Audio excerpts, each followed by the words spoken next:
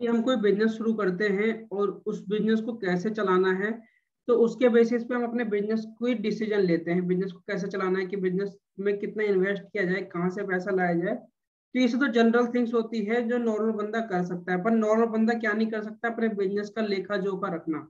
मतलब अपने बिजनेस को जो मेंटेन करके उसके अकाउंट्स उसको पता होना चाहिए कि उसकी कितने प्रॉफिट हुआ, कितने सेल्स हुआ, कितना उसने फायदा कमाया पूरे साल में, कितने उसने मशीन लगा दी, कितने रुपए की मशीन लगा दी। तो वो सब का जो काम करना है उसी को हम कहते हैं अकाउंटेंसी, अकाउंटिंग। ठीक है, उसी को अकाउंटिंग कहा जाता है, और इसके अलावा कुछ नहीं होता। बिजनेस को चलाना ही अकाउंटिंग है। विदाउट अकाउंटिंग बिजनेस चल ही नहीं सकता, बेसिकली आप ये समझ लो। ठीक है, तो सबसे पहले ये समझो कि जैसे कोई आपके आसपास परचूने वाला है। ठीक है, परचूने वाला क्या करता है, उसके पास एक कॉपी होती होगी, हमेशा आप देखते होगे, चाहे आप उससे कैश में सामान लो या उधार में सामान लो, तो वो आपका अकाउंट जरूर मेंटेन करता होगा। जब वो आपका अकाउंट मेंटेन करा, आपने बोला कि अंकल जी मुझे तीन बोतल पेप्सी की दे दो, या दूध की बोतल दे दो, या दूध के पैकेट दे दो, तो वो ना, अगर आप उससे उधार ले लो तो वो आपका नाम लिख देगा, और लिख देगा कि 3 बोतल ऑफ दूध, और उसमें रेट डाल देगा 30 रुपीज का एक है, तो 60 रुपीज आपको देने पड़ेंगे फ्यूचर में। मान लो आप 1 महीने बाद पेमेंट करते हो, तो वो ऐसे करके लिख देगा। और चाहे उसका कैश में भी अगर उसने सामान बेचा तो वो भी उसको लिखता है। ठीक है, तो उसको पता रहता है कि आज मैंने पूरे दिन में कितना सामान खरीदा, कितना सामान बेचा। वो एक कॉपी पे लिखता है, पर वो कोई अकाउंटिंग प्रूफ नहीं है। ठीक है, उसको प्रूफ बनाने के लिए ही उसकी अकाउंटेंसी की जाती है बेसिकली। तो जब वो लिख लेता है महीने में या पूरे साल में लिख लेता है, तो उस कॉपी को लेके लेके जाता है अकाउंटेंट के पास। चार्टर्ड अकाउंटेंट हो सकते हैं, नॉर्मल अकाउंटेंट भी हो सकते हैं। तो उनको वो कॉपी देता है और उनसे बोलता है कि मुझे अपना balance sheet, profit and loss, ये सब चाहिए। ठीक है, अब वो किसी किसी काम के लिए भी चाहिए हो सकता है, मे भी उसका को अपने बैंक में अकाउंट खुलवाना हो, उसको लोन लेना हो, लोन लेने के लिए भी वो अप्लाई कर सकता है उसके थ्रू। ठीक है, बैलेंस शीट के थ्रू जब वो उस कॉपी को अपने अकाउंटेंट को देता है, या जो उसने सीए हायर कर रखा है, या जो अकाउंटेंट उसका काम करता है, तो वो उस एंट्री से, उस जो कॉपी उसने दी है ना, वो एक तरह से रॉ मटेरियल है उस अकाउंटेंट के लिए। उस कॉपी के बेस पे वो, अगर उसके बिल है तो बिल मांगेगा सामने वाले बंदे से, और फिर अपना काम शुरू करेगा। ठीक है, तो उसके बाद वो एंट्री करनी शुरू करता है। वो सिंगल एंट्री है जो उसने दिया है ना, उसी को कहते हैं सिंगल एंट्री। उसके बाद जो बुक्स में एंट्री करता है उसी को कहते हैं डबल एंट्री। ठीक है, डबल एंट्री क्या होता है, डबल एंट्री बेसिकली क्या होता है, कोई भी काम करने के दो पहलू होते हैं। अगर आपने किसी को सामान बेचा है तो उससे आपको पैसा भी आया होगा, अगर आपने किसी को सामान खरीदा है तो उसको अपने पैसा दिया भी होगा। मतलब हर काम करने के दो पहलू हैं। ठीक है, अगर आप किसी को सैलरी दे रहे हो तो उससे काम भी ले रहे हो। ठीक है, तो ये बेसिकली अकाउंटिंग है। ठीक है, तो अकाउंटिंग हम लाइन बाय लाइन चलेंगे, शुरू करेंगे, और मैं अपनी स्क्रीन शेयर करूंगा, आपको अच्छी तरह समझना है अकाउंटिंग है क्या। उसके बाद हम आगे की बात करेंगे धीरे धीरे, आपको पूरी वीडियो बने रहना है। अच्छी तरह मैं पूरा पॉइंट टू पॉइंट एनालिसिस करके आपको अच्छी तरह समझा दूंगा। ठीक है, उसके बाद आपको कोई प्रॉब्लम नहीं होगी अकाउंटिंग के बारे में। चलो, हाँ जी, तो अपनी स्क्रीन पे आ गए बेसिकली। ठीक है, देखो मीनिंग ऑफ अकाउंटिंग। अकाउंटिंग क्या है, अकाउंटिंग में भी defined as a process. Accounting एक बेसिकली एक प्रोसेस है। ठीक है, accounting is a process of of recording, जिसको रिकॉर्डिंग करने का एक प्रोसेस है अकाउंटिंग का बेसिकली। ठीक है, रिकॉर्डिंग किसको किया जाता है, रिकॉर्डिंग किया जाता है ट्रांजेक्शन्स को। बेसिकली जो उसने अपनी कॉपी ला के दी है ना, मैं उस कॉपी के अंदर, गिव मी 1 सेकेंड, यस, उसने जो हमें कॉपी ला के दी है, उस कॉपी के अंदर उसने एंट्री कर रखी होगी कि हमने राम को सामान बेचा है 60 रुपए का। तो हम इसकी एंट्री कर देंगे, क्या एंट्री कर देंगे हम इसकी, give me 1 second, there is some problem while, कर देंगे, जैसे हम एंट्री कर देंगे Ram account debit to sales, Ram को हमने सामान बेच दिया, और नरेशन में लिख देंगे being sale made to Ram of ₹60, and ये आइटम हमने दिया है, हम नरेशन में लिख देंगे इसको। ठीक है, तो ये हमारी पहली एंट्री होगी बेसिकली। ठीक है, इसको कहते हैं हम रिकॉर्डिंग, इसी को कहते हैं रिकॉर्डिंग। रिकॉर्डिंग करने के बाद क्लासीफाई किया जाता है, क्योंकि देखो रिकॉर्डिंग आप एक जो लेजर आप जनरल में रिकॉर्डिंग करते हो। ठीक है, अब क्रोनोलॉजिकल ऑर्डर में रिकॉर्डिंग होती है डेट वाइज, जैसे जैसे ट्रांजेक्शन होती जाएगी आप वैसे वैसे रिकॉर्डिंग करते चले जाओगे। ठीक है, ये याद है। तो रिकॉर्डिंग जब हम डेट वाइज करते हैं तो उसको क्लासीफाई करना होता है। क्लासीफाई करने के लिए हम क्या बनाते हैं, हम बनाते हैं लेजर्स। क्लासीफाई करने के लिए क्या बनाते हैं, क्यों राम का लेजर बनाते हैं, राम का लेजर, कि राम को भाई हमने इतने इतने की सेल करी, राम ने इतना इतना पैसा दिया, इतना पेंडिंग है, इतना उससे ले लेना है, मांग लेंगे। तो लेजर हर हर जब जनरल एंट्री में जो भी अकाउंट बनाते हैं, हर अकाउंट का लेजर बनता है, ठीक है। जैसे राम का अकाउंट हो गया, सेल्स का अकाउंट हो गया, परचेज का तो परचेज का अकाउंट हो गया, किसी और से सामान खरीदा, कैश का अकाउंट हो गया, बैंक का अकाउंट हो गया, सैलरी का अकाउंट हो गया, हर चीज का अकाउंट होता है। अकाउंट बेसिकली हमें ये बताता है, अकाउंट को ही लेजर कहते हैं, बेसिकली हमें ये बताता है कि हमने पूरे साल में या पूरे उस पीरियड में जब हम बुक्स बना रहे हैं, तो उसमें हमने उस पार्टिकुलर जो जिस चीज का अकाउंट बना रहे हैं उससे रिलेटेड कितने ट्रांजेक्शन किए हैं, कितने खर्चे किए हैं, कितने सेल करी है, ठीक है।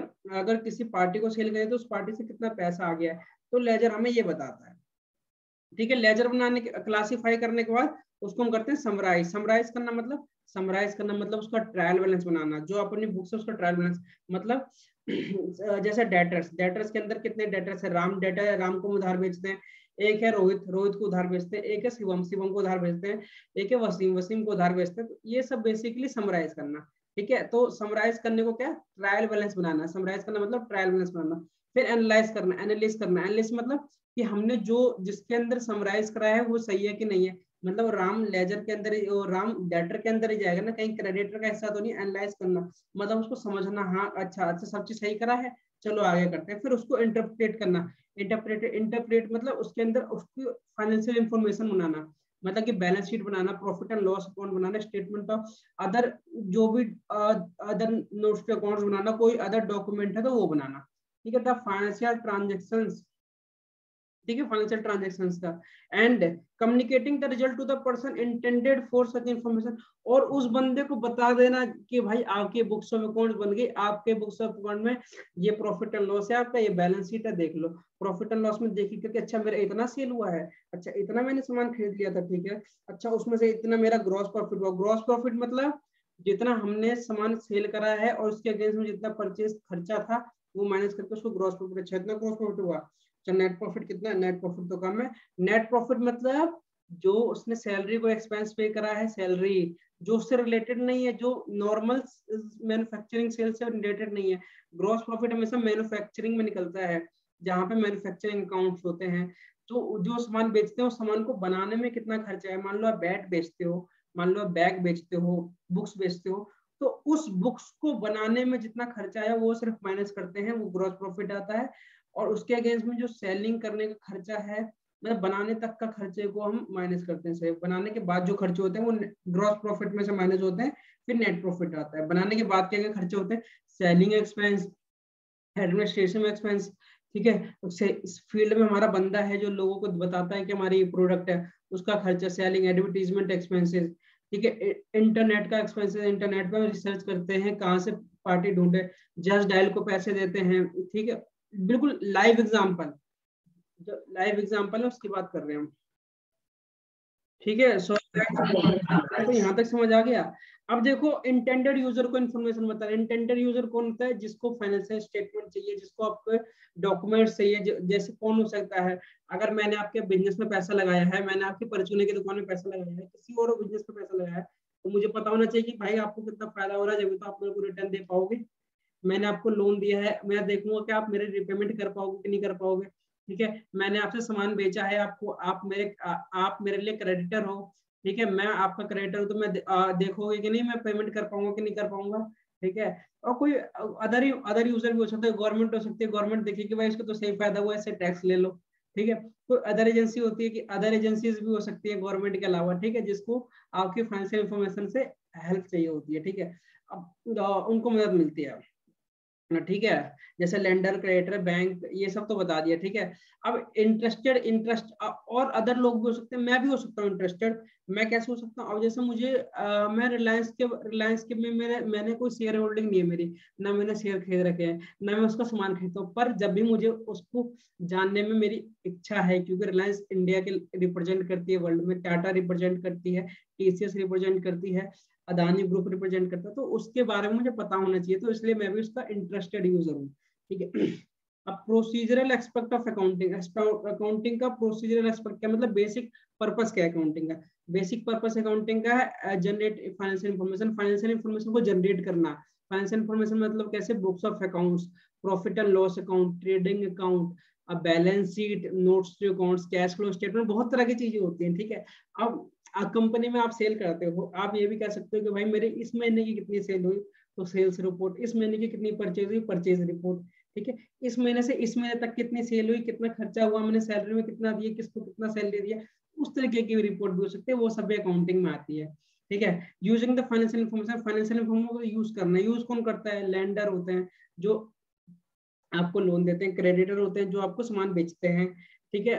और बहुत सारे लोग होते हैं जो फाइनेंशियल इन्फॉर्मेशन को यूज करते हैं। इन्वेस्टर हो सकता है, आप में पैसा डालने से पहले आपके बारे में जानना चाह रहा हो, तो कैसे जानेगा वो, आप बोलोगे यकीन नहीं करेगा, तो आपकी फाइनेंशियल स्टेटमेंट्स देखेगा, फाइनेंशियल इन्फॉर्मेशन देखेगा, ठीक है। इसके बेसिस पे ही प्रोसीजर एस्पेक्ट ऑफ अकाउंटिंग होता है, ठीक है। जनरेटिंग फाइनेंशियल इन्फॉर्मेशन बता दिया मैंने। रिकॉर्डिंग, रिकॉर्डिंग कैसे होता है, सेल बिल देख लेगा, उससे जनरल एंट्री पास कर देगा, party account debit to sale, अगर कैश में कराया तो cash account debit to sale, purchase bill देख लेगा कि परचेज हमने किससे करी है, तो purchase account debit to party, purchase account debit to cash, ठीक है। बैंक की एंट्री कर देगा, बैंक से देख के, बैंक की एंट्री मतलब कैश डिपॉजिट की, कैश डिपॉजिट की एंट्री मतलब रियल अकाउंट का, कैश डिपॉजिट मतलब बैंक से, बैंक हमारे पास आया, bank account debit to cash, cash हमारे पास से चले गया। रियल अकाउंट क्या कहता है, डेबिट वार्ड्स कम से जिसको जो आया डेबिट कर दो, जो जाए उसको क्रेडिट कर दो, तो बैंक आया डेबिट कर दिया, बैंक दिया क्रेडिट कर दिया।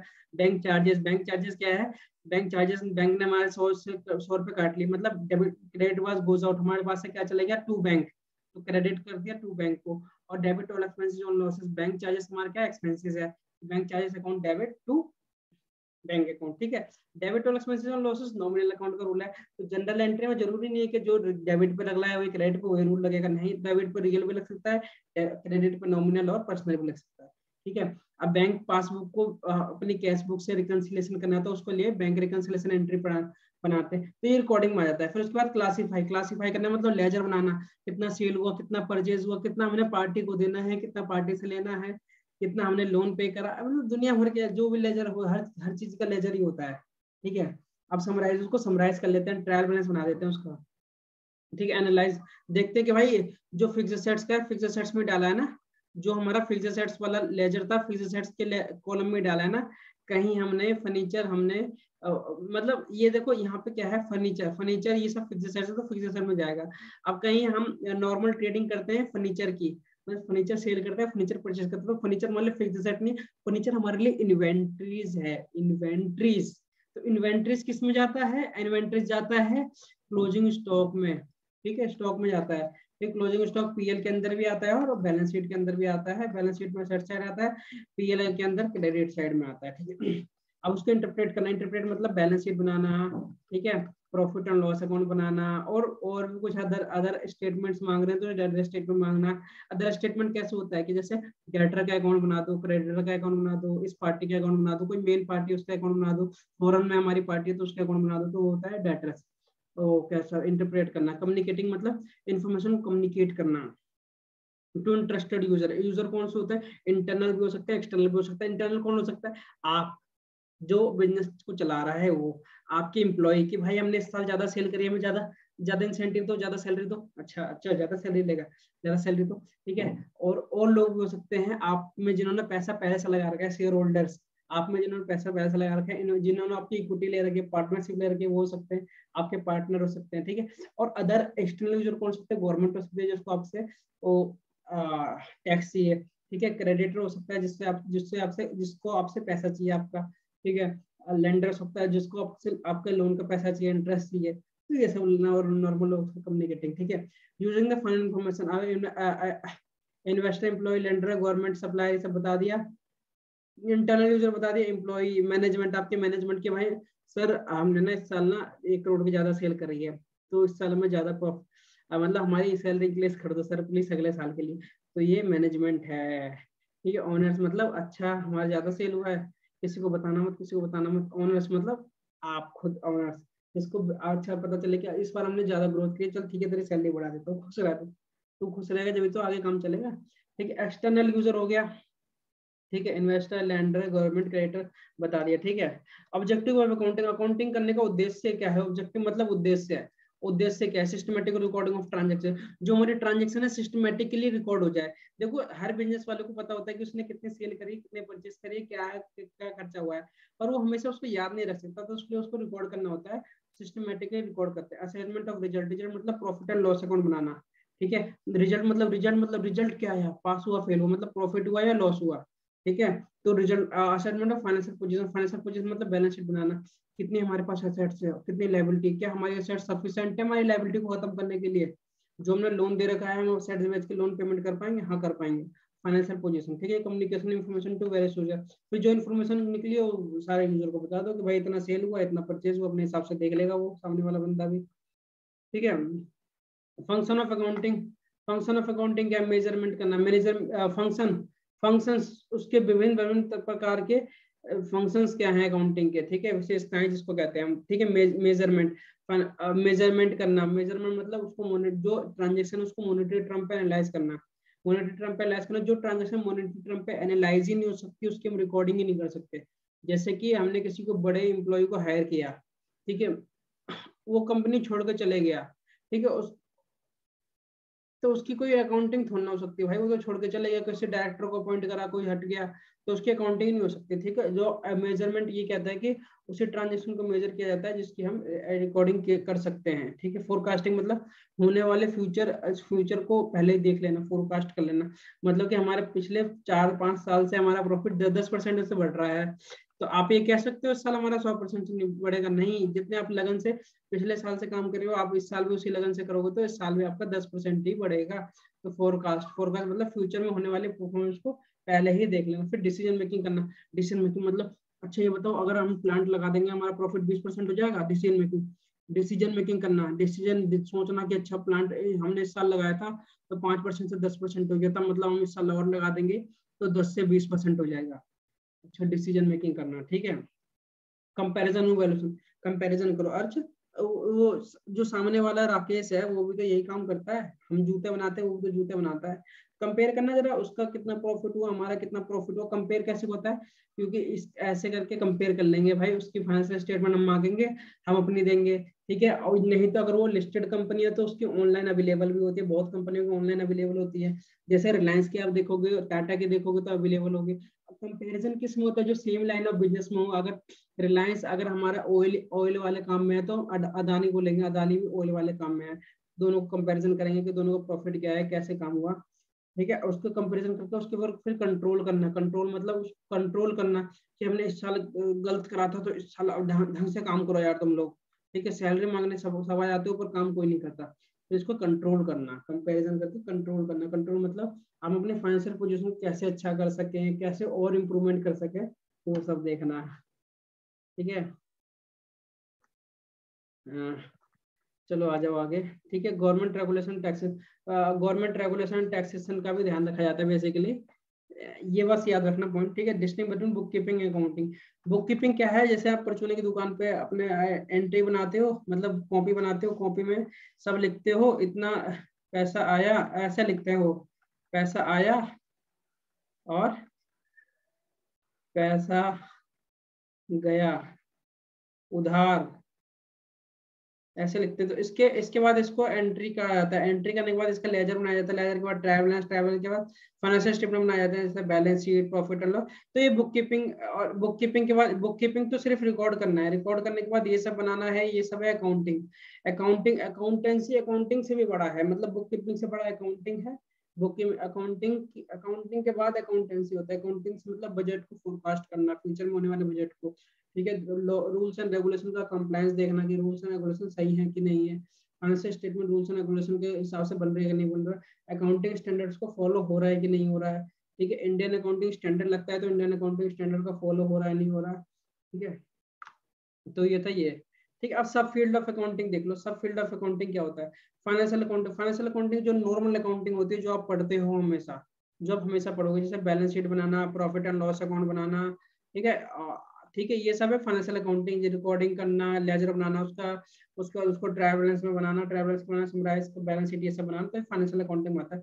मैनेजमेंट अकाउंटिंग मतलब मैनेजमेंट के बेसिस पे अकाउंटिंग, मैनेजमेंट बोलेगा भाई मुझे बताओ कि मैनेजमेंट क्या होता है, जो अच्छे पोजीशन पे कंपनी पे काम कर रहे हैं, सेल्स का हेड हो गया, ठीक है, फाइनेंस का हेड हो गया, परचेज डिपार्टमेंट का हेड हो गया, प्रोक्योरमेंट डिपार्टमेंट का हेड हो गया। अब सेल्स वाला बोलेगा कि भाई ये बताओ कि मुझे अप्रैल, मई और जून में कितनी सेल हुई, तो उसके बेसिस पे हम जो रिपोर्ट बना के देंगे, अप्रैल मई जून में हमने भाई इसको सेल करी, इतने इतने अमाउंट की सेल करी और टोटल सेल इतनी हो रही, तो उसको कहते हैं मैनेजमेंट अकाउंटिंग। मैनेजमेंट के बेसिस पे अकाउंटिंग करके दे देना उनको, मैनेजमेंट के बेसिस पर रिपोर्ट बना के दे देना, ठीक है। सेल की हो सकती है, परचेज की हो सकती है, ठीक है, और अदर तरह की रिपोर्ट्स हो सकती है। अब देखो कॉस्ट अकाउंटिंग।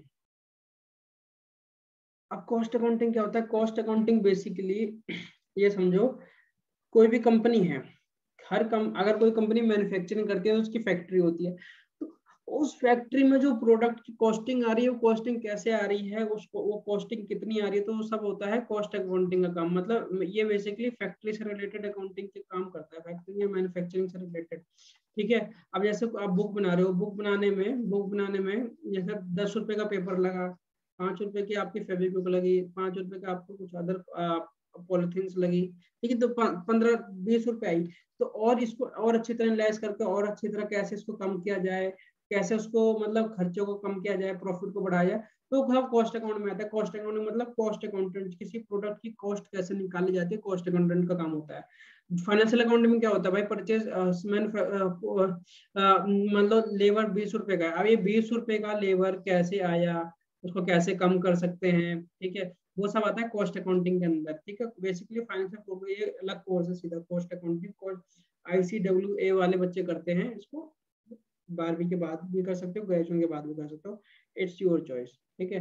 अब सोशल रिस्पॉन्सिबिलिटी अकाउंटिंग मतलब सोशल रिस्पॉन्सिबिलिटी मतलब सोशल, हमने कितना पैसा खर्च करा, मतलब हमने अपनी फैक्ट्री के आसपास रोड बनाने में कितना खर्च करा, ठीक है। हमने अपने इधर पेड़ पौधों को लगाने में कितना पैसा खर्च करा, ठीक है। हमने इधर बच्चों के एजुकेशन पे कितना पैसा खर्च करा, ठीक है। तो ये सब आ जाता है सोशल रिस्पॉन्सिबिलिटी अकाउंटिंग, मतलब सोशली जो रिस्पॉन्सिबल है हम जिस काम को करने के लिए, उसमें हमने कितना कितना खर्च करा, बेसिकली कितना कितना हमने उसमें कंट्रीब्यूट करा अपने ऑर्गेनाइजेशन का। Minimum 2% of net profit contribute करना होता है as per CSR act, corporate social responsibility जो है हमारा कंपनीज एक्ट के अंदर, उसके अंदर 2% का हमें खर्च करना होता है। तो वो उसके बेसिस पे रिपोर्ट में दिखाते हैं कि हमने किस किस पे कितना खर्च करा। कोई कोई ट्रैफिक लाइट्स लगवाता है, उस पर खर्च करता है, कोई कोई आपका अदर एक्टिविटी जो भी सोशल से रिलेटेड होती है, एजुकेशन हो गया, तो ये सब हो सकता है, ठीक है। यूजर ऑफ अकाउंटिंग इन्फॉर्मेशन क्या होता है? इन्वेस्टर, एम्प्लॉय, लेंडर, सप्लायर, ये तो मैंने बता चुका हूँ आपको, एक बार देख लो, नोट कर लो आप इसको। एरिया ऑफ सर्विस, अच्छा ये सबसे लास्ट टॉपिक है हमारा इस पहले यूनिट 1 का, एरिया ऑफ सर्विस। अब ये बताओ जो CA है वो किस किस एरिया में सर्विस दे सकता है? Maintenance of books of account को मेंटेन कर सकता है, ठीक है। बुक मेंटेन करना मतलब उसके बैलेंस शीट बनाना, प्रॉफिट एंड लॉस अकाउंट बनाना, लेजर, ट्रायल बैलेंस, रिपोर्टिंग करना, ठीक है। मैनेजमेंट के सबसे रिपोर्ट बना के देना, तो उसको कहते हैं मेंटेनेंस ऑफ अकाउंटिंग। उसका स्टैट्यूटरी ऑडिट, स्टैट्यूटरी ऑडिट मतलब ऑडिट अंडर द एक्ट है, किसी भी लॉ के अंदर ऑडिट करना होता है। जैसे इनकम टैक्स के अंदर ऑडिट करना होता है, इनकम टैक्स एक्ट के अंदर 1968 के अंदर ऑडिट करना होता है, उसको कहते हैं स्टैट्यूटरी ऑडिट, जिसको इनकम टैक्स ऑडिट भी कहते हैं। इंटरनल ऑडिट मतलब उसकी बुक्स को देखना, समझना, परखना, मतलब ऑडिट वो नहीं करता जो बनाता है, ऑडिट को योर करता है उसको। जैसे मैं अपनी रिलायंस की बुक्स बनाता हूँ, रिलायंस की बुक्स अकाउंट मेंटेन करता हूँ, मैं ऑडिट नहीं कर सकता, क्योंकि भाई मैंने ही बना दिया, तो मैं ही बता, मैं तो बोल दूंगा सही है, ठीक है। तो उसके लिए कोई और आके ऑडिट करता है। रिलायंस क्या कहता है? अच्छा बच्चू, तूने बनाई है ना बुक्स, मैं किसी और को बुलाऊंगा और उसको ऑडिट करवाऊंगा, अगर उसने बोल दिया सही है तो सही है, अगर उसने बोल दिया गलत है तो फिर तेरी खालू दे दूंगा। रिलायंस का मालिक कहेगा, अगर बोलेगा, रिलायंस का मालिक क्या बोलेगा भाई? अब अंबानी हर जगह जाकर चेक थोड़ा करेगा कि कितना खर्चा हुआ, वो कहेगा अगर ऑडिट में सही है तो सही है, नहीं तो तुम्हारी खालू देनी जाएगी, तुमने कितना घपला करा है, तुमने कहीं कैश का ज्यादा एंट्री तुमने दिखा दिया, कम था, तो वो सब ऑडिट के अंदर पकड़ा जाता है, ठीक है। वैसे ही इंटरनल ऑडिट होता है, स्ट्रेटजी होती है, साल में एक बार होता है, ठीक है। इंटरनल ऑडिट क्या होता है? रोटेशनल होता है। कंपनी ने नॉर्मल ऑडिटर रख दिया है, वो अकाउंटिंग वालों को समझाता है कि इस तरीके से अकाउंटिंग मत करो, इस तरीके से करो, ठीक है। और स्टैट्यूटरी ऑडिट समझाता नहीं है, वो सीधा आके छानबीन करने लगता है। इंटरनल ऑडिट क्या होता है? बताता है कि इसको ऐसे नहीं ऐसे करो। जैसे पुलिस में CBI होते हैं ना, CBI वाले होते हैं स्टैट्यूटरी ऑडिटर, ठीक है। और पुलिस पुलिस के साथ जो क्राइम ब्रांच वाले होते हैं वो होते हैं इंटरनल ऑडिटर। इंटरनल ऑडिटर मतलब पुलिस वाले के साथ के ही होते हैं, वो उसको बताते हैं कि इसको काम को ऐसे नहीं ऐसे करो, ठीक है। टैक्सेशन की सर्विस दे सकते हो, आप बता सकते हो कि टैक्स कैसे कम होगा, एम्प्लॉय को कितनी सैलरी देनी चाहिए, कितना PF देना चाहिए, वो सब है बात की बात, ठीक है। ये सब आप आगे आने वाले फ्यूचर में पढ़ोगे। Management accounting and consultancy, management accounting बता दिया आपको।